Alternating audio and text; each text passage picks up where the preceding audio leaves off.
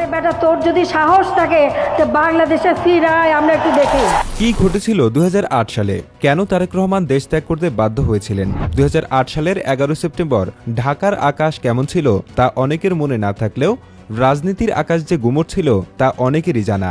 শাহজালাল আন্তর্জাতিক বিমানবন্দর থেকে লন্ডনের উদ্দেশ্যে ডানা মেলল একটি ফ্লাইট। প্লেনের যাত্রীদের মধ্যে ছিলেন এমন একজন ব্যক্তি যিনি মাত্র 2 বছর আগেও ছিলেন বাংলাদেশের ক্ষমতার কেন্দ্রবিন্দু। অথচ দেশ ছাড়ার মুহূর্তে তিনি ছিলেন শারীরিকভাবে বিপর্যস্ত, মেরুদণ্ড সোজা করে দাঁড়ানোর ক্ষমতাটুকু হারিয়ে ফেলেছিলেন। তিনি তারেক রহমান। কিন্তু প্রশ্ন হলো, কেন এবং কোন পরিস্থিতিতে তাকে দেশ ছাড়তে হয়েছিল।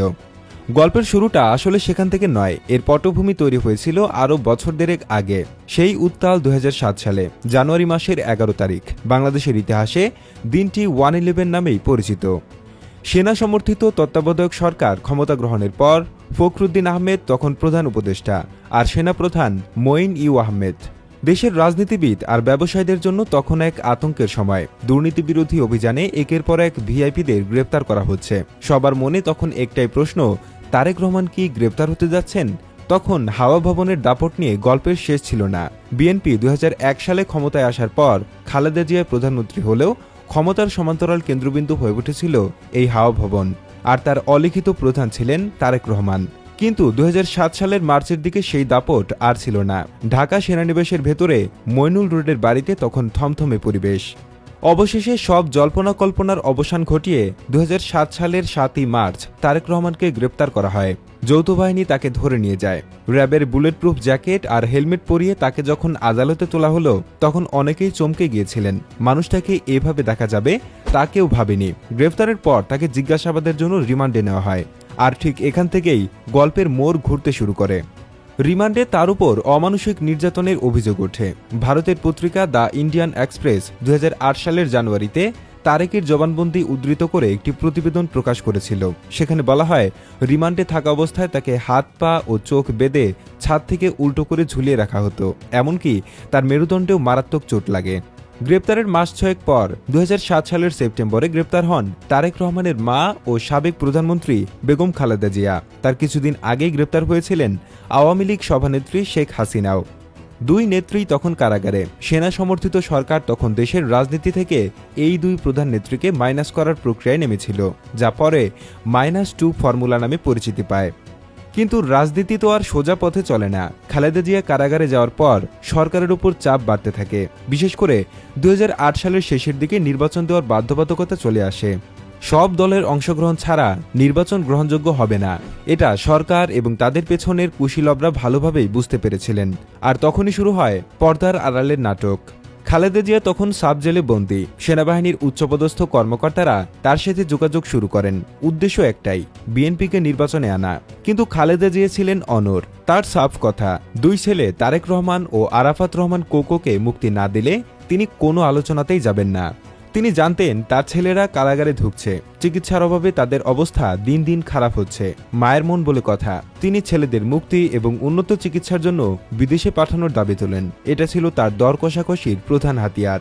সেই সময়ের ঘটনা প্রবাহ নিয়ে বিএনপির সিনিয়র নেতা মওদুদ আহমেদ তার বই কারাগারে কেমন ছিলাম এবং বাংলাদেশ ইমার্জেন্সি অ্যান্ড দ্য আফটারম্যাথে বিস্তারিত লিখেছেন। মওদুদ আহমেদ তখন নিজেও কারাগারে ছিলেন। নাইকো দুর্নীতি মামলার শুনানির সময় আদালতে খালেদা জিয়ার সঙ্গে তার দেখা হতো, পাশাপাশি বসে কথা বলার সুযোগ পেতেন। মওদুদ আহমেদের বর্ণনা মতে, খালেদা জিয়া তাকে বলেছিলেন যে সেনা কর্মকর্তারা মাঝরাতে এসে তাকে নানা শর্ত দিচ্ছেন। তার ছোট ছেলে কোকোকে মুক্তি দিতে রাজি হলেও তারেক রহমানের ব্যাপারে ছাড় দিতে চাইছিলেন না। কিন্তু খালেদা জিয়া অনড় ছিলেন। দুই ছেলের মুক্তি এবং তাদের বিদেশে চিকিৎসাই তার একমাত্র শর্ত। এই দর কষাকষিতে শুধু সেনা সরকারই ছিল না, যুক্ত ছিল আন্তর্জাতিক মহলও।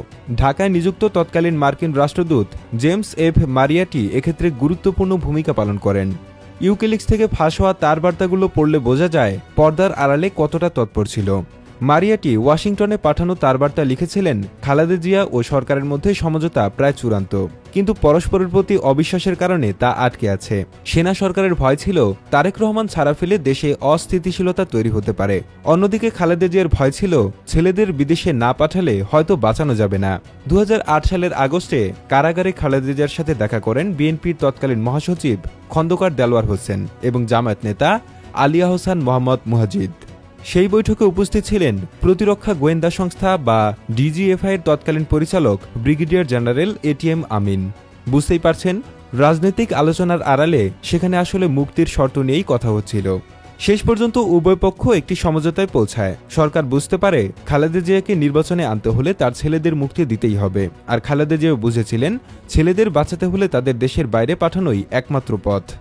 মওদুদ আহমেদের বই থেকে জানা যায়, হয়তো এমন কোনো অলিখিত চুক্তি হয়েছিল যে তারেক রহমান আপাতত রাজনীতির বাইরে থাকবেন এবং চিকিৎসার জন্য বিদেশে অবস্থান করবেন। এই শর্তেই তাকে জামিন দেওয়া হয়। অবশেষে 2008 সালের 3রা সেপ্টেম্বর তারেক রহমান কারাগার থেকে মুক্তি পান। মুক্তির পর তাকে সরাসরি বঙ্গবন্ধু শেখ মুজিব মেডিকেল বিশ্ববিদ্যালয় হাসপাতালে নেওয়া হয়। সেখানে তিনি চিকিৎসাধীন ছিলেন। এর 8 দিন পর 11 সেপ্টেম্বর তিনি দেশ ছাড়ার প্রস্তুতি নেন। ওই দিনই খালেদা জিয়াও কারাগার থেকে মুক্তি পান। মুক্তি পাওয়ার পরপরই তিনি ছুটে যান হাসপাতালে ছেলেকে দেখতে। প্রায় 2 ঘন্টা তিনি ছেলের পাশে ছিলেন। এরপরই তারেক রহমান সপরিবারে বিমানবন্দরের উদ্দেশ্যে রওনা হন। তবে বিমানে ওঠার আগে তিনি দলের সিনিয়র যুগ্ম মহাসচিবের পদ থেকে পদত্যাগ করেন। গণমাধ্যমে তখন খবর বেরিয়েছিল যে তিনি রাজনীতি থেকে সাময়িক বিরতি নিয়েছেন এবং সুস্থ না হওয়া পর্যন্ত তিনি আর রাজনীতিতে সক্রিয় হবেন না। লন্ডনে যাওয়ার পর তারেক রহমানের চিকিৎসা শুরু হয়। সেই সময় চিকিৎসকরা জানিয়েছিলেন তার পুরোপুরি সুস্থ হতে বেশ কয়েক বছর সময় লাগবে।